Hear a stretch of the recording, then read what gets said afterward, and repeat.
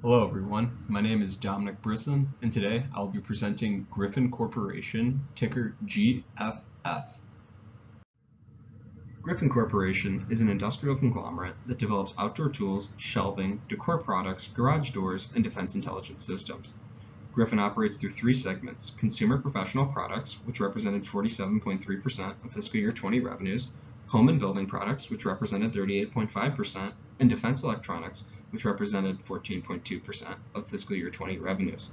Consumer professional products sell under the Ames companies, and products include garden and outdoor tools, outdoor decor products, and closet and garage door shelving. Home and building products sell through Clopay Corporation, and offerings include residential and commercial garage doors and rolling steel door and grill products. Defense electronics sell under Telephonics, and its products include radar, surveillance, and communications systems. Griffon generates most of its revenues from the United States, where they generate 78.1% of revenues in 2020, followed by Australia and Canada, where they generated 8.5% and 5.2% of revenues each respectively.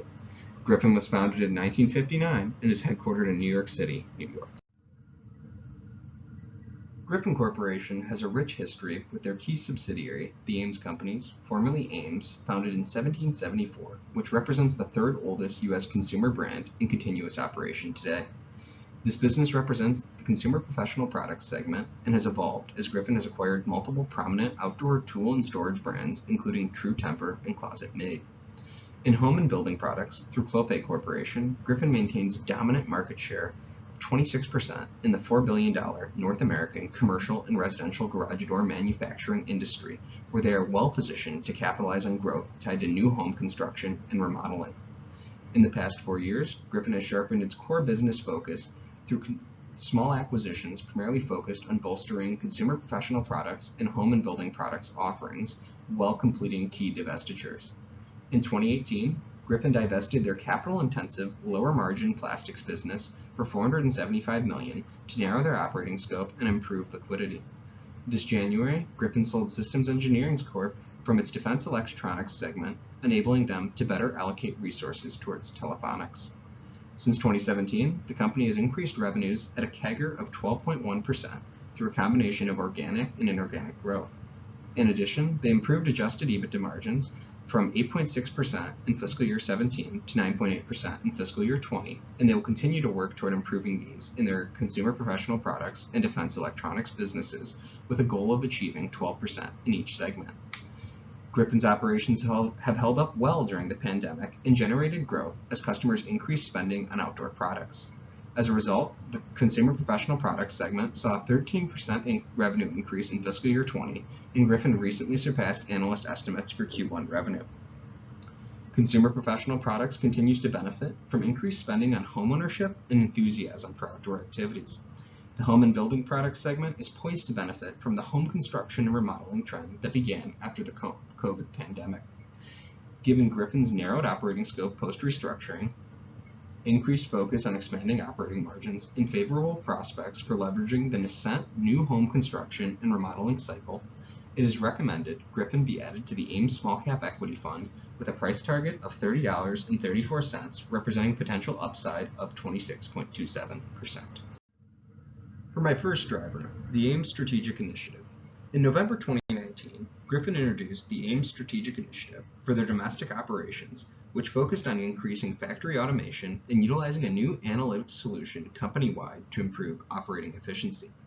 This past November, Griffon announced the expansion of this initiative to now include their international operations in Australia and Europe. This initiative will primarily affect their consumer professional products segment and improve EBITDA margins closer toward achieving their 12% target. Furthermore, Griffon expects this to lead to $30 to $35 million in annual cash savings and improve inventory management by reducing inventory levels roughly $30 to $35 million yearly. This plan will cost $65 million in one-time cash charges and require an additional $65 million in capital expenditures throughout the 3 years ahead. For the past decade, the United States has underbuilt homes in the wake of the Great Recession, which we are struggling to make up for as the pandemic pushed people away from dense cities and into rural and suburban areas. The National Association of Realtors now anticipates new housing starts to grow from 1.38 million in 2020 to roughly 1.8 million by 2025. Furthermore, Home remodeling spending is expected to grow at a 1.9% CAGR, with sales expected to reach $106.3 billion in 2025. With a growing trend of city departures and millennials now coming of age to start families, both Griffon's consumer professional products and home and building products segments will benefit from these trends as customers make first-time purchases on garden and outdoor tools, while Clopay develops the garage doors on their homes. Lastly, for my third driver, defense margin expansion. In fiscal year 20, Griffon observed a 3% decrease in adjusted EBITDA margin across their defense electronics segment as they underwent headwinds dealing with inefficiencies on their existing programs and an unfavorable mix of contracts completed. In fiscal year 21, Telephonics is positioned to rebound with a more favorable contracts in their pipeline, alongside a voluntary retirement program estimated to reduce Telephonics' workforce by 10%. In addition, Griffon is consolidating 2 of Telephonics' facilities to further reduce costs and improve efficiency.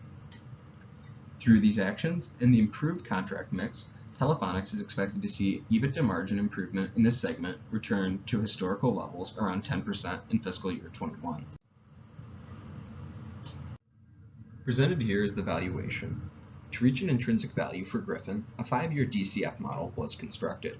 Using a terminal growth rate of 1.5% and a WACC of 7.46%, an intrinsic value of $29.33 a share was reached.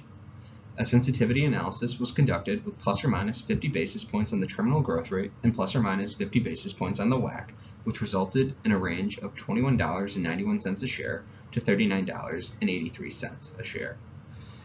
A PE multiple valuation was also calculated using a blended average fiscal year 21 multiple of 15.8, which resulted in an intrinsic value of $29.83 a share.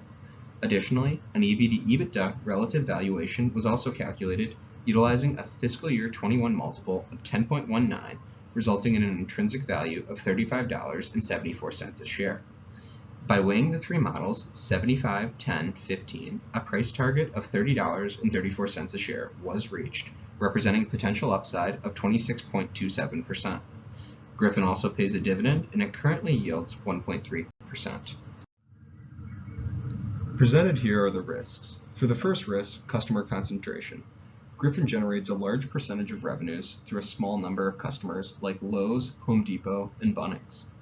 Home Depot alone accounted for 17% of consolidated revenues in fiscal year 20, and a loss of key customers could negatively impact their business. For the second risk, U.S. defense spending. Under Griffon's defense electronics segment, 69% of sales were generated from the U.S. government and its agencies.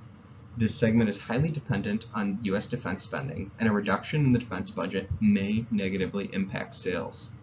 And for the final risk, acquisition integration. As a conglomerate, Griffon views acquisitions as a component of their growth strategy and have historically had success with them.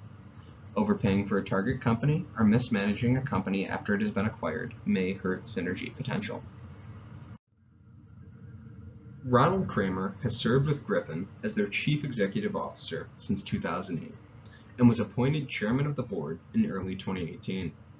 Prior to Griffon, Mr. Kramer served as a President and Director with Wynn Resorts and was formerly a Managing Director at the investment bank Dresdner, Kleinwort, Wasserstein. Brian Harris has been Griffon's CFO since 2015 and previously was an Assistant Controller with Dover Corporation. Evidently, Griffon has positioned themselves well to capitalize on new housing constructions and remodeling trends, as we've seen an increase in those during the COVID pandemic.